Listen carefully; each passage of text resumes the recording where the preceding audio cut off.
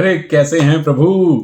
अरसा हो गया आप लोगों से रूबरू हुए, और स्पेशली आप में से कुछ लोगों ने जो सोशल मीडिया पर मुझे ताने मारे थे कि प्रभु आपका यूट्यूब चैनल है भूल गए वगैरह वगैरह, उन सबके लिए बहुत बहुत धन्यवाद। और हाथ जोड़कर क्षमा कि पिछले कई हफ्तों से कई महीनों से इन वीडियो के जरिए मैं आपसे रूबरू नहीं हो पाया। तो बड़ा अच्छा किया आपने, मुझे मेरी कुंभकर्णी नींद से जगा दिया। उसके लिए मैं कॉफी भी पी रहा हूं साथ में। सीजन 9 प्रो कबड्डी का लौट के आने वाला है। तिथि की अभी औपचारिक घोषणा नहीं हुई है, लेकिन ऑक्शन हो रही है 5 और 6 अगस्त को। लेकिन ऑक्शन हो, सीजन 9 हो, उससे पहले इतना एक्शन हो गया प्रभु।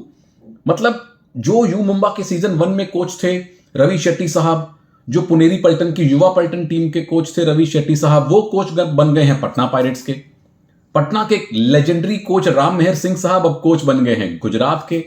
गुजरात के दिग्गज कोच मनप्रीत सिंह साहब अब कोच बन गए हैं हरियाणा स्टीलर्स के भास्करन साहब सीजन 1-2 में जयपुर के कोच थे, वो अब कोच बन चुके हैं बंगाल वॉरियर्स के। बंगाल वॉरियर्स के कोच थे बीसी रमेश साहब, वो अब चले गए हैं पुनेरी पल्टन में। मंजीत छिल्लर, मतलब पिछले सीजन के फाइनल मैच के आते आते मैंने सुना था कि मंजीत शायद रिटायरमेंट अनाउंस कर देंगे, लेकिन ना उन्होंने रिटायरमेंट अनाउंस की और फिर अचानक से सोशल मीडिया से पता चला कि मंजीत भाई तेलुगु टाइटंस के असिस्टेंट कोच हैं। वैसे कुछ दिन पहले मैंने उनसे पूछा था कि क्या आप रिटेन होने वाले हैं, तो उन्होंने हंस के जवाब दिया, भाई साहब कुछ दिनों में आपको एक खबर दूंगा। तो मुझे समझ में आ गया कि कुछ रोचक मामला होने वाला है। तो रोचकता यह हो गई है प्रभु कि कोचिस की बहुत ज्यादा फेरबदल हो चुकी है। अब जैसे जैसे कोचिस किसी टीम में जाते हैं, वो अपनी प्लानिंग, अपनी रणनीति लेकर जाते हैं। टीम मैनेजमेंट के साथ जुड़ाव रहता है, तालमेल रहता है, लेकिन फाइनली टीम कोच की होती है। अब कोचिस का यहां से वहां जाना टीम्स के कॉम्बिनेशन को कैसे प्रभावित करेगा, सीजन 9 की ये 12 टीम्स आपको किस रंग रूप में, किस संरचना में खेलती दिखेंगी, ये बड़ा रोचक होने वाला है। और इस वीडियो में और इसके बाद एक और वीडियो आपकी पेशे खिदमत करूंगा ऑक्शन से पहले। इन दोनों वीडियोस में 12 की 12 टीम्स की प्लानिंग के बारे में चर्चा करेंगे कि कौन से खिलाड़ी, मुख्य खिलाड़ी रिटेन हुए, कौन से ऑक्शन पूल में गए, और उसके बाद उसके पीछे कोच की सोच क्या है, क्यों खिलाड़ी ये रिटेन किए और क्यों ये खिलाड़ी उन्होंने ऑक्शन पूल में भेज दिए। लेकिन जो बड़ी ब्रेकिंग न्यूज है प्रभु इन ऑक्शन से पहले, पवन सहरावत, प्रदीप नरवाल, ये दोनों खिलाड़ी ऑक्शन पूल में होने वाले हैं। राहुल चौधरी ऑक्शन पूल में होने वाले हैं। विकास कंडोला पूल में होने वाले हैं। यानी कि जो भी बचा खुचा पर्स है इन टीम्स के पास, उसको बहुत सूझबूझ से उनको खर्च करना है। सबसे पहले बात मैं करूंगा दबंग दिल्ली की। भाई डिफेंडिंग चैंपियन टीम है। टीम के सबसे बड़े सुपरस्टार नवीन एक्सप्रेस, अभी कुछ हफ्ते पहले उनकी शादी भी हुई है। दोबारा से मुबारक नवीन आपको। दीपक निवास हुड्डा की शादी की रिसेप्शन में इनसे मुलाकात हुई थी। शादियां हो रही हैं, अच्छी बात है। नवीन रिटेन भी कर लिए गए हैं, दिल्ली का पर्यायवाची वो हैं। ये दिल्ली के लिए एक अच्छी सूचना है। दूसरा मेन प्लेयर जो कोच हुड्डा साहब ने रिटेन किया, विजय मलिक, जिन्होंने 100 से ज्यादा पॉइंट लिए, और सीजन 8 में जब नवीन इंजर्ड हुए थे तो उनकी गैर हाजिरी में टीम के मेन रेडर बने और हुड्डा साहब के बहुत फेवरेट हैं। 2 मेन प्लेयर, मेन रेडर इन्होंने रिटेन किए हैं। एक मंजीत शर्मा, आपको याद होगा, जिन्हें हम कमेंट्री में रेडर मंजीत कहते थे, वो भी रिटेन किए गए हैं और मुझे लगता है कि उनका भविष्य अच्छा है। इनके अतिरिक्त संदीप नरवाल, जोगिंदर नरवाल, 2 दिग्गज कॉर्नर रिटेन नहीं हुए हैं। जोगी भाई के सुपुत्र विनय कुमार नरवाल रिटेन कर लिए गए हैं। कृष्ण ढुल, जो कि एक ऑलराउंड डिफेंडर हैं, उनको रिटेन कर लिया गया है। और हम अक्सर कहते थे कि कोच भी कृष्ण है और उनका एक फेवरेट प्लेयर भी कृष्ण है। कृष्ण ढुल कोच के हुड्डा साहब के बहुत फेवरेट हैं, क्योंकि उनको यकीन बहुत है। उनको रिटेन किया गया है। आशु मलिक को रिटेन किया गया है। तो ये जो रिटेंशन है दबंग दिल्ली का प्रभु, इसके पीछे कोच की सोच मुझे ये लगती है कि ज्यादा दाम उन्होंने यंग खिलाड़ियों पे खेला है। अजय ठाकुर रिटेन नहीं है। अब क्या वो ऑक्शन में आएंगे या क्या वो भी किसी टीम के कोच की तरह अचानक से निकल आएंगे, ये देखना पड़ेगा। मंजीत छिल्लर तो कोच बन ही गए हैं, असिस्टेंट कोच। जोगिंदर संदीप को रिटेन नहीं किया गया है। तो हुड्डा साहब की सोच एकदम साफ है कि यंग कोर के साथ वो आगे चलेंगे।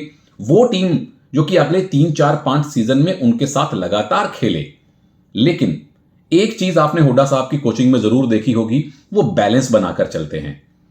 इस टीम में जो रिटेन्ड प्लेयर हैं, इनमें बैलेंस नहीं है, ये यंग टीम है। तो क्या ऑक्शन में जाके 2-3 एक्सपीरियंस डिफेंडर इनको मिलेंगे या उनको लाने की कोशिश करेंगे? रेडर आप मान लीजिए नवीन यंग भी हैं और अब अनुभवी भी हो चुके हैं। रेडिंग का डिपार्टमेंट लगभग इनका सॉर्टेड है। डिफेंस में मुझे ऐसा लगता है कि हुड्डा साहब शायद कवर्स पे या एक आध कॉर्नर पे किसी एक बड़े डिफेंडर को लाके, क्योंकि देखिए डिफेंस में आपको अनुभव ज्यादा चाहिए, हो सकता है हुड्डा साहब ये कोशिश करें। लेकिन जो खिलाड़ी रिटेन किए हैं उससे उनकी सोच एकदम साफ नजर आ रही है कि यंग कोर ग्रुप के साथ वो आगे बढ़ना चाहते हैं। दिल्ली नंबर 1, और जिस टीम को फाइनल में इन्होंने हराया था पटना पायरेट्स में, उसकी बात कर लेता हूं। पटना वाले फैंस का दिल टूट गया था जब उनको यह खबर मिली थी कि राम मेहर सिंह साहब अब इस टीम का हिस्सा नहीं है, क्योंकि राम मेहर सिंह जी ने इस टीम के साथ बड़े बड़े चमत्कार किए हैं। जब बिहाइंड द सीन्स कोच थे तब भी, जब पर्दे के सामने आके टीम को कोच किया तब भी, फाइनल पहुंचाया, 3 बार चैंपियन बनवाया, इस बार रनर्स अप रहे, और इस बार भी एक छोटी सी मिसअंडरस्टैंडिंग हो गई थी खिलाड़ियों की सब्स्टिट्यूशन को लेकर, अन्यथा टीम फाइनल में अच्छा खेल रही थी। अब पटना पायरेट्स की कमान है रवि शेट्टी साहब के हाथ में। रवि शेट्टी आपको याद होगा सीजन 1 में यू मुंबा के चीफ कोच थे, उसके बाद असिस्टेंट कोच थे, और पिछले 2-3 सालों से पुनेरी पल्टन की जो यूथ ब्रिगेड है, युवा पल्टन, उसके कोच हैं। बड़े अच्छे अच्छे यंग प्लेयर उन्होंने खोज के पुनेरी पल्टन को दिए हैं। उन्होंने क्या किया है, अपने डिफेंस के कोर को रिटेन किया है। Neeraj Kumar right corner, Neeraj right cover अद्भुत खेलते हैं, उनको रिटेन किया गया। सचिन चंद्रशेखर लेफ्ट कवर शानदार खेले, उनको रिटेन किया गया। और हमारे ईरान के नए सुल्तान शादलू चियाने मोहम्मद रेजा लेफ्ट कॉर्नर, उनको रिटेन किया गया। मोनू ऑलराउंडर हैं, पिछले सीजन में ज्यादा एज अ डिफेंडर खेले थे लेकिन एक अच्छे रेडर भी हैं, उनको रिटेन किया गया है। उनके अलावा जो खिलाड़ी रिटेन किए गए, गुमान सिंह एक यंगस्टर हैं, उनको रिटेन किया गया है, यंग रेडर हैं। लेकिन जो टीम के रेडिंग का अनुभवी पार्ट था, चाहे वो सचिन तंवर हो, चाहे वो मोनू गोयत हो, चाहे वो प्रशांत कुमार राय हो, वो रिटेन नहीं हुए हैं। तो साफ साफ सोच है रवि शेट्टी साहब की और पटना की टीम मैनेजमेंट की कि डिफेंस को रिटेन कीजिए, और इन डिफेंडर्स में कोई भी बहुत ज्यादा खर्चीला डिफेंडर नहीं है, बहुत एक्सपेंसिव डिफेंडर नहीं है, तो एक अच्छा खासा पर्स इनके पास रहेगा। सोच ये है कि जो डिफेंस अच्छा खेला उस कोर को रखिए और उसके बाद रेडर्स पे भर भर के पैसा डालिए। क्या पटना वापस प्रदीप के लिए जाएगी?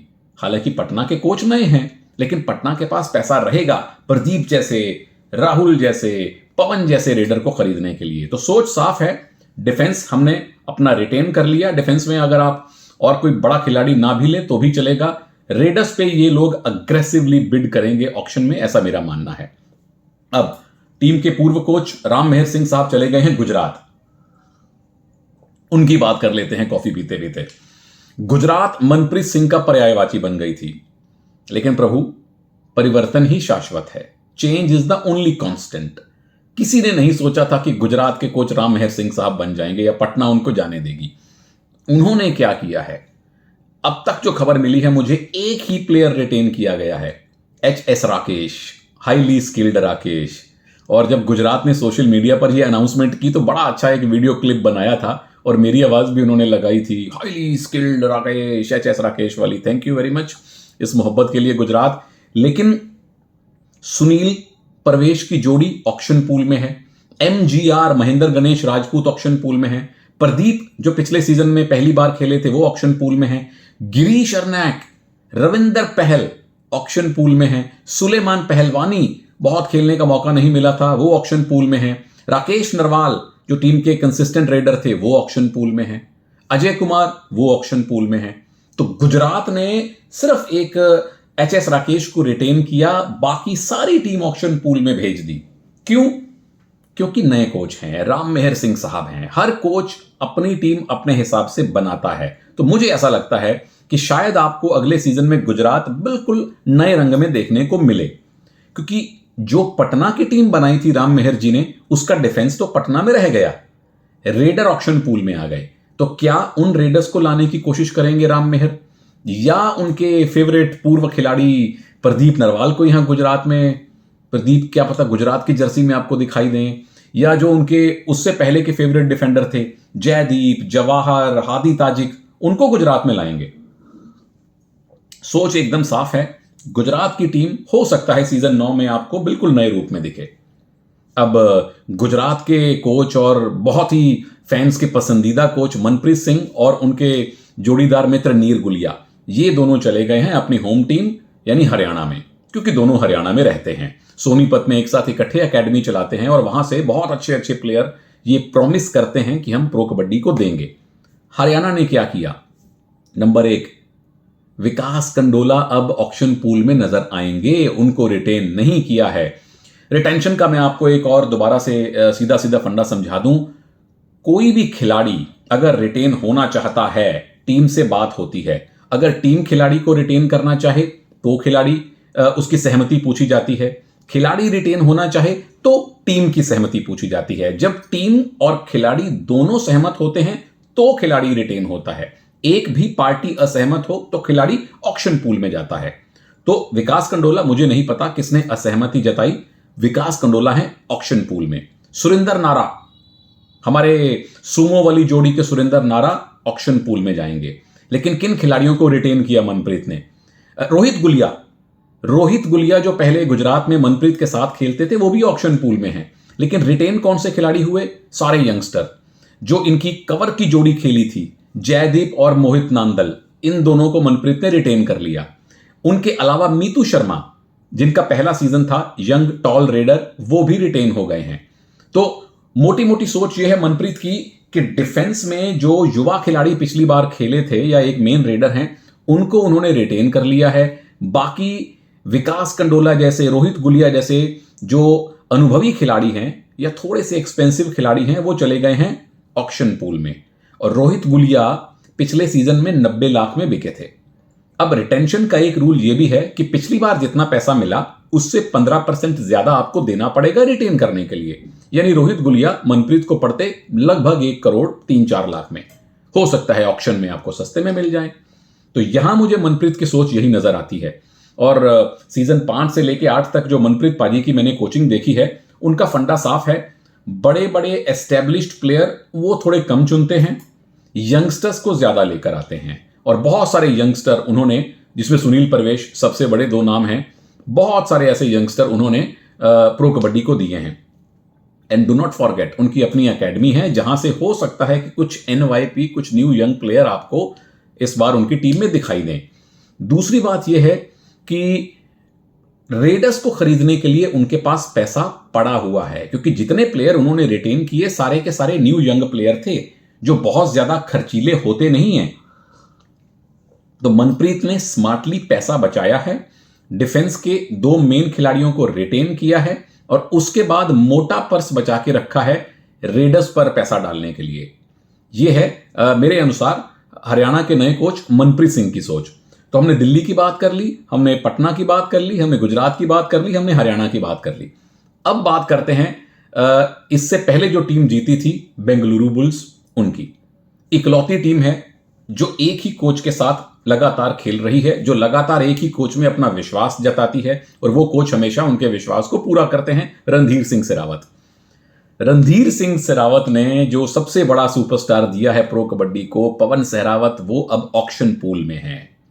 क्या पवन जाना चाहते थे? क्या टीम मैनेजमेंट ने उनको जाने दिया है? हमें नहीं पता। लेकिन पवन का ऑक्शन पूल में आने का मतलब यह है प्रभु कि 2 करोड़ रुपया शायद इस बार हमें नया रिकॉर्ड देखने को मिले। एक बात तो मैं आपको आज की आज साइन करके दे सकता हूं कि प्रदीप नरवाल का 1 करोड़ 65 लाख का रिकॉर्ड टूटेगा, पवन तोड़ेंगे, इसमें तो आपको भी कोई शक नहीं होना चाहिए। पर क्या पवन 2 करोड़ का आंकड़ा छूने वाले पहले प्लेयर बनेंगे? और मुझे विश्वास है जब उनकी बोली शुरू होगी, कोई ना कोई कोच, कोई ना कोई टीम ओनर खड़े होके बोल देंगे कि इनकी बोली शुरू ही 1.5 करोड़ से या शुरू ही 1.25 करोड़ से की जाए। बहुत इंटरेस्टिंग होने वाला है। CR66 चंद्रन रंजीत भी ऑक्शन पूल में आ गए हैं। अबुल फजल मकसूदलू ज्यादा नहीं खेल पाए, ऑक्शन पूल में आ गए हैं। दीपक नरवाल थोड़े मौके मिले थे, ज्यादा चले नहीं, वो भी ऑक्शन पूल में आ गए हैं। तो रिटेन किसको किया है रणधीर सिंह साहब ने? उन्होंने अपने युवा खिलाड़ियों के कोर को रिटेन किया है, बाकी कोचेस की तरह। सौरभ नांदल जो उनकी खोज हैं, right corner, retained. Mahendra Singh थोड़े महंगे जरूर हैं, लेकिन लेफ्ट कवर, बड़े उम्दा लेफ्ट कवर रणधीर सिंह साहब की एक और खोज है, रिटेन हो गए हैं। मयूर कदम राइट कवर बहुत ज्यादा नहीं खेल पाए पिछले सीजन, लेकिन वो भी कोच की खोज है, महाराष्ट्र के लिए खेलते हैं, वो भी रिटेन हो गए हैं। उनके अलावा भरत हुड्डा सीजन 8 में जो पहली बार खेले थे, पवन के बड़े अच्छे सहायक बने थे, उनको भी रिटेन कर लिया गया है। अमित शोरान लेफ्ट कॉर्नर जरूर ऑक्शन पूल में गए हैं। तो यहां से रणधीर सिंह साहब की सोच एकदम साफ है। 4 में से 3 डिफेंडर तो उन्होंने रख लिए हैं, जो कि उनकी टीम में मुझे लगता है फर्स्ट 7 में लगातार खेलेंगे। भरत हुड्डा उनके मेन रेडर्स में से एक, वो रिटेन हो गए हैं। और एक महेंद्र को छोड़ दें तो बाकी खिलाड़ी ज्यादा एक्सपेंसिव नहीं है, यानी शरावत साहब के पास भी अच्छा खासा पर्स रहेगा पवन जैसे खिलाड़ी को वापस लाने का। और याद रखिए, अगर कहीं उनके पास पैसा पड़ा हुआ, पवन का लकी ड्रॉ जल्दी निकल गया ऑक्शन में, तो वो अपना एफबीएम कार्ड दिखा के पवन को वापस भी ला सकते हैं। तो बुल्स के फैंस निराश ना हो। अब एक और टीम की बात कर लेते हैं, वो है पुनेरी पल्टन। पुनेरी पल्टन पिछली बार आप याद कीजिए, राहुल चौधरी टीम के सबसे बड़े स्टार प्लेयर थे और उनको लेके विवाद भी हुआ। उन्होंने खुद भी सोशल मीडिया पर आके अपने नाराजगी जाहिर की कि मुझे टीम खेलने क्यों नहीं दे रही। लेकिन जब सीजन खत्म हुआ प्रभु, तो पुनेरी पल्टन जाने जाने लगी अपने 2 यंगस्टर्स के कारण, मोहित गोयत और असलम इनामदार। और इसमें हम डिफेंडर्स को नहीं भूलेंगे, अभिनेश नादराजन। मोहित गोयत और असलम को टीम ने रिटेन किया है, अभिनेश नादराजन को टीम ने रिटेन किया है, उनके पार्टनर राइट कवर को भी रिटेन किया है। राहुल चौधरी गए हैं ऑक्शन पूल में, नितिन तोमर गए हैं ऑक्शन पूल में, बलदेव सिंह और विशाल भारद्वाज ये दोनों भी गए हैं ऑक्शन पूल में। दोनों बहुत उम्दा डिफेंडर हैं, लेकिन टीम ने साफ साफ बता दिया है कि जो इनके यंग खिलाड़ियों का कोर है उसको रिटेन करेंगे। पंकज मोहिते एक और यंगस्टर, पिछले सीजन ज्यादा खेल नहीं पाए, उनको भी टीम ने रिटेन कर लिया है। शुभम शेल्के एक उपयोगी खिलाड़ी हैं, उनको भी टीम ने रिटेन कर लिया है। संकेत सावंत जो अभिनेश के साथ खेलते थे राइट में, उनको भी रिटेन कर लिया है। तो इन सारे खिलाड़ियों को रिटेन करने के पीछे बीसी रमेश साहब की सोच मुझे ये लगती है कि एक तो ये खिलाड़ी महंगे नहीं हैं, क्योंकि एक सीजन ही खेले हैं, तो पुरानी सैलरी पर अगर 15% का इंक्रीमेंट देकर आप इनको रिटेन भी कर लें तो आपको ज्यादा महंगे नहीं पड़ते हैं ये खिलाड़ी। और बीसी रमेश साहब उन कोचेस में से एक हैं जो ना तो ज्यादा डिफेंस हैवी टीम बनाते हैं, ना ज्यादा रेडर हैवी टीम बनाते हैं, वो बैलेंस रखते हैं। आप उनकी बंगाल वॉरियर को देख लीजिए, बड़ी बैलेंस टीम बनाई थी। और ये जो टीम उन्होंने रिटेन कर ली है, देखिए असलम है, मोहित है, पंकज मोहिते हैं, 3 अच्छे रेडर ऑलरेडी उनके पास हैं। संकेत सावंत, अभिनेश नादराजन और राइट कॉर्नर सोमवीर, 4 में से 3 फर्स्ट चॉइस डिफेंडर उनके पास हैं। मतलब एक रेडर और एक डिफेंडर अगर मिल जाए तो ये टीम अभी की अभी कंप्लीट हो जाएगी। तो बड़े स्मार्टली उन्होंने अपने शानदार प्लेयर्स को अच्छे खासे प्राइस में, एक किफायती प्राइस में रिटेन करके ऑक्शन में जाने से पहले ही अपनी 70% टीम बना ली है। तो पुनेरी पल्टन का ये बहुत अच्छा, बहुत बड़ा एडवांटेज रहने वाला है ऑक्शन में जाने से पहले। तो प्रभु, इस एपिसोड में हमने सबसे पहले बात की दबंग दिल्ली की, फिर पटना पायरेट्स की, फिर गुजरात की, बेंगलुरु बुल्स की, पुनेरी पल्टन की और हरियाणा स्टीलर्स की। इन 6 टीम्स की क्या स्ट्रेटजी है रिटेंशन के पीछे और खिलाड़ियों को ऑक्शन में भेजने के पीछे। 6 टीम्स और बाकी हैं जिनकी चर्चा मैं अगले वीडियो में करूंगा। एक बार फिर से देरी से आपसे जुड़ने के लिए क्षमा है, और नीचे कमेंट का सेक्शन आपके लिए खुला है। आप बताइए इन रिटेन्ड खिलाड़ियों के साथ अभी के अभी कौन सी टीम सबसे मजबूत है, और किस टीम की, इन सारी टीमों में से जो आपकी फेवरेट है, उसकी ऑक्शन में जाके क्या स्ट्रेटजी होने वाली है। आपसे जल्दी ही मिलूंगा अगले वीडियो में, और उसके बाद ऑक्शन है, उसके बारे में, ऑक्शन के बाद जो नई टीमें बनेंगी और ऑक्शन में क्या हुआ, क्या खेल हुआ, उस पर विस्तार से चर्चा होगी अगले वीडियोस में।